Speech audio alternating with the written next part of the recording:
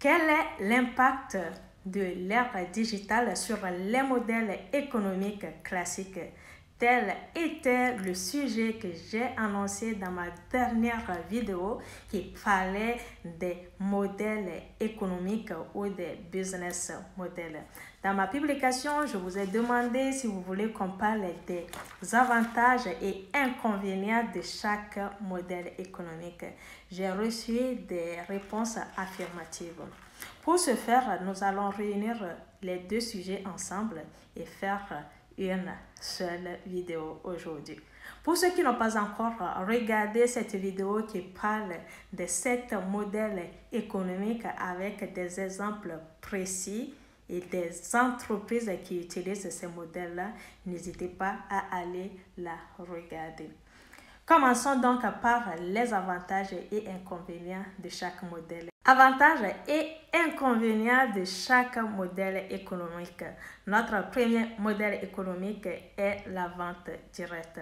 Quels sont les avantages de la vente directe? En première position, quand vous optez pour un modèle économique de la vente directe, vous avez le contrôle de la chaîne d'approvisionnement. Quand je parle de contrôle de la chaîne d'approvisionnement, je parle de la logistique. Du fournisseur en passant par les entreprises et les consommateurs finaux. Vous avez le contrôle de la manufacture de votre produit jusqu'à sa distribution dans les canaux de vente. Deuxième avantage, il y a cette facilité de relation entre l'entreprise et le client. Et pour finir, vous avez des marges de bénéfices très élevées parce qu'il n'y a pas d'intermédiaire. Les inconvénients avec le modèle de la vente directe.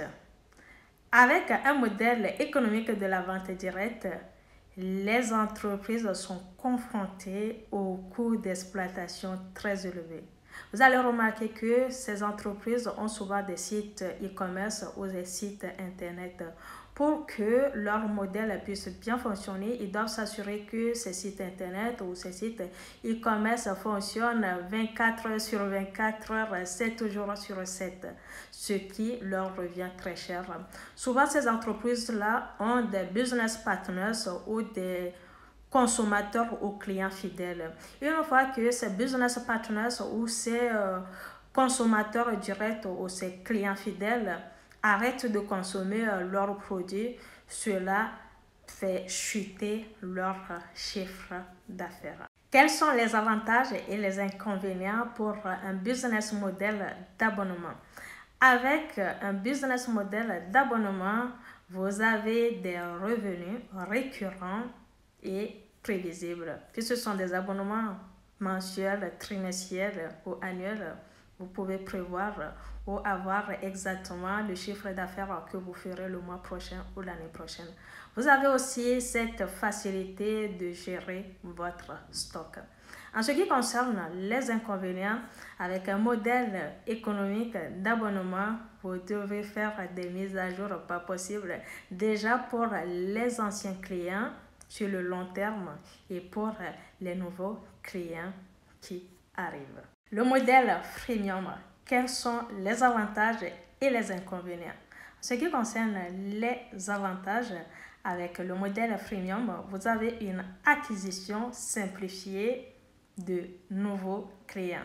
Vous avez aussi cette facilité de conversion des utilisateurs en clients payants. En ce qui concerne les inconvénients avec le modèle freemium, vous devrez prévoir des coûts pour maintenir la version gratuite et surtout maîtriser votre taux de conversion. Le business model marketplace. Avec le business model marketplace, pas besoin d'avoir un entrepôt physique, de la logistique, voire une chaîne d'approvisionnement. Ça, ce sont les avantages. En ce qui concerne les inconvénients, vous êtes quand même dépendant des vendeurs et vous avez une concurrence accrue. Le business model B2B.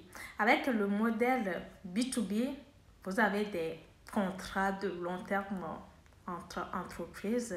Vous avez aussi cette facilité de marge de bénéfice très élevé. Ça, ce sont les avantages. En ce qui concerne les inconvénients, vous avez quand même un cycle de vente très long.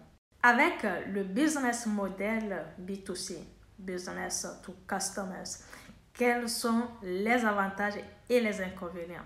En ce qui concerne les avantages, vous avez avec le B2C une grande échelle de consommateurs potentiels. Vous avez également cette possibilité de créer une marque très forte auprès des consommateurs. Et pour finir, vous avez la flexibilité sur la tarification et sur les promotions. En ce qui concerne les inconvénients, avec le B2C, vous devez vraiment prévoir des coûts de publicité et de promotion sur chaque produit. Vous devez aussi tenir compte ou être sensible aux préférences des consommateurs. Et pour finir, il y a une concurrence intense avec ce modèle. Dernier modèle économique, le modèle agence. Quels sont les avantages et les inconvénients? Avec le modèle agence, vous avez des coûts d'inventaire très faibles puisque les services et les biens sont fournis par des tierces qui sont bien évidemment des propriétaires. Avec un modèle agence, vous avez cette facilité de mise en relation entre les propriétaires et les acheteurs. Et pour finir, avec le modèle agence, vous avez la possibilité de fournir de nouvelles offres. En ce qui concerne les inconvénients, avec un modèle agence, vous avez une dépendance vis-à-vis des prestataires.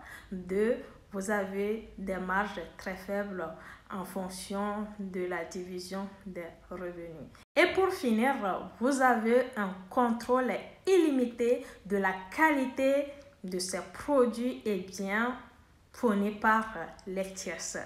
Quel est donc l'impact de l'ère digitale sur ces modèles? L'impact de l'ère digitale sur les modèles économiques classiques, de l'innovation en passant par l'ubérisation ou encore l'économie collaborative, enrichissent les modèles économiques classiques tout en créant de nouveaux écosystèmes. La création d'Uber, de Airbnb sont des modèles basés sur le C2C, je veux dire de customer to customer.